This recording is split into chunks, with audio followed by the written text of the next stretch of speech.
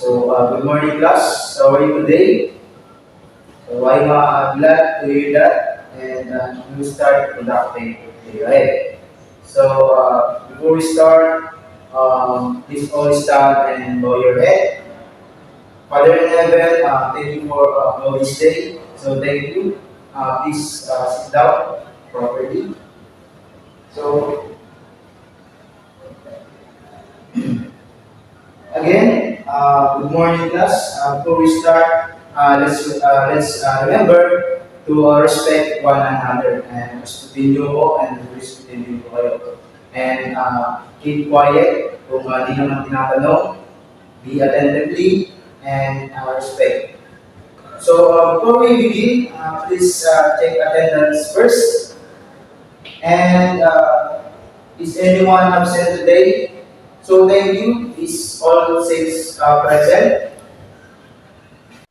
So my topic is all about food safety and sanitation and food service. Introduction, foodborne illnesses are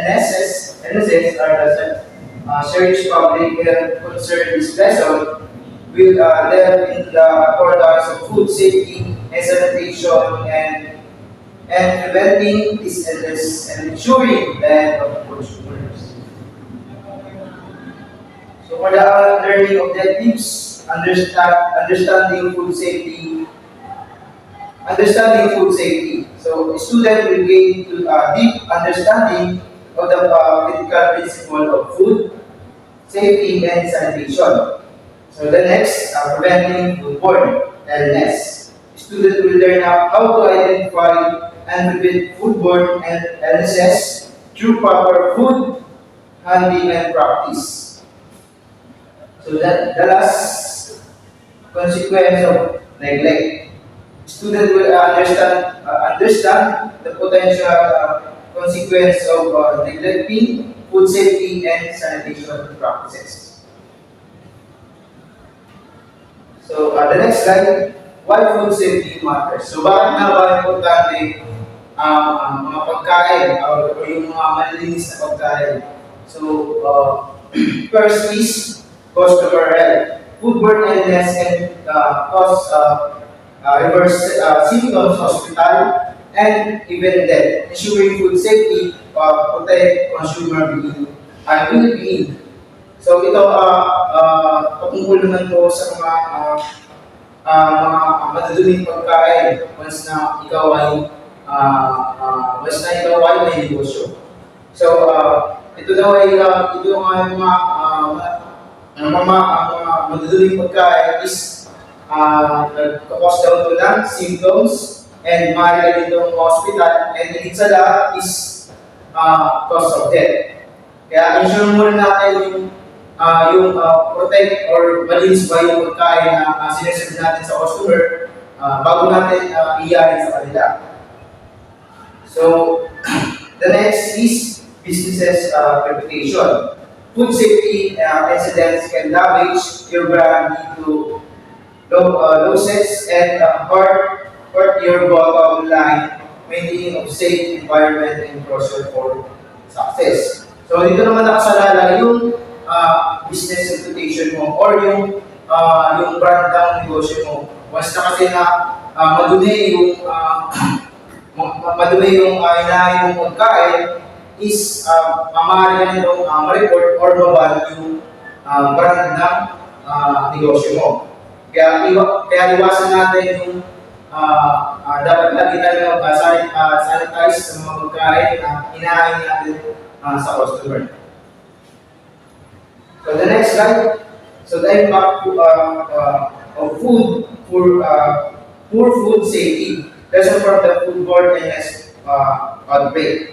So I have a video to show you regarding the outbreak of foodborne illness in 2 to 3 minutes, and then you choose the video that highlights the consequence of poor food safety and sanitation.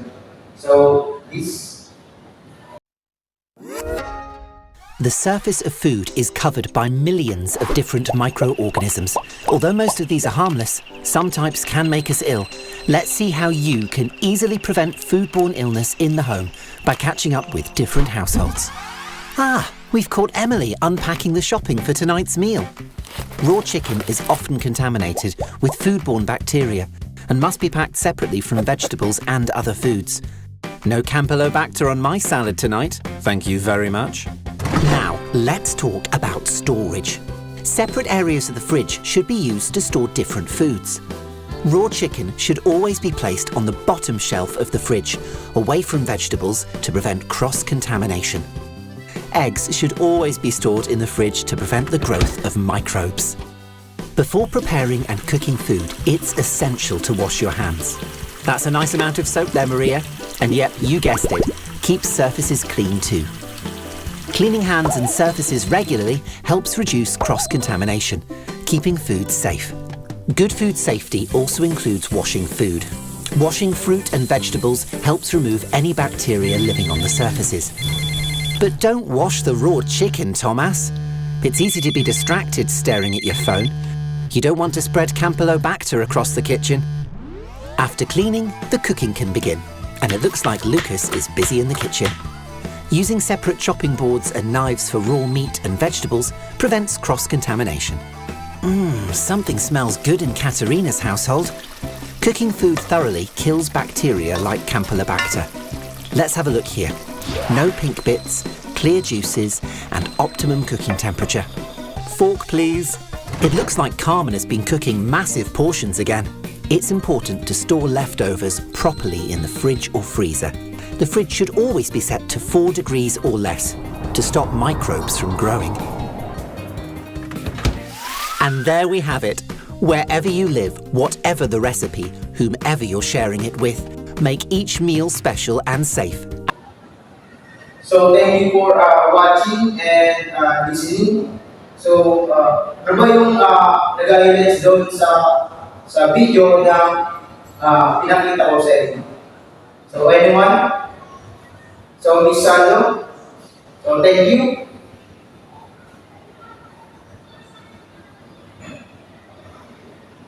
So the activity one is brainstorm solutions. So I will group collaboration. I will divide you into small group.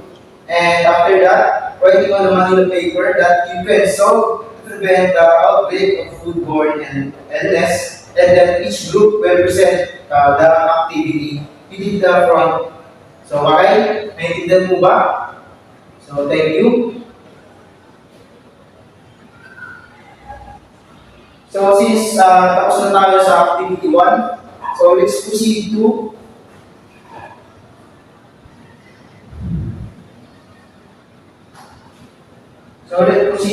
activity 2, food safety quiz. So food safety scenarios. Students will engage to fun and interactive quiz based on real life food safety and scenarios. So number 2, testing knowledge. The quiz will assist the student understanding of food safety principles and their ability to apply them.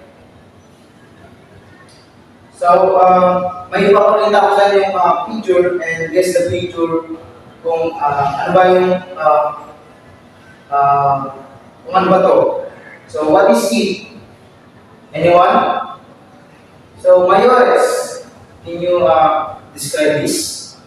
So, thank you. So, next, guess the picture. So, Miss Rabusa. So, thank you. And the last, anyone? Mr. Sapito. So, thank you, Mr. Sapito. So, thank you for your collaboration class. So, the key takeaways. Number 1, food safety practice. And proper food handling, temperature control, and hygiene are essential to preventing foodborne illnesses. So point number 2, sanitation rule maintaining clean environment, equipment, and essential is crucial for food safety. So last, impact of careers. Understanding of food safety is crucial for success in any food safety service or hospital career.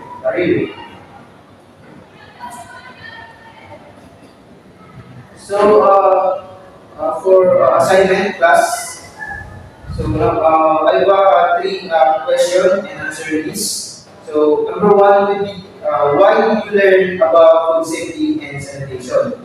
So number two, how can this knowledge impact your future career and food service or hospital? And number three, what challenges did you face during the assignment and how did you overcome? So that's all. Plus,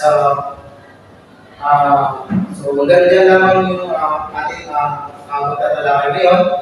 And sana marami kayong naintindihan about sa food safety and sanitation. So anyone clarification, suggestion? So wala naman nata. So tayo po yung lahat para po sa closing prayer. In the name of the Father, the Son, and the Holy Spirit. Amen. So thank you and see you tomorrow. Bye. At ingat kayo guys sa pag-uwi. That's all.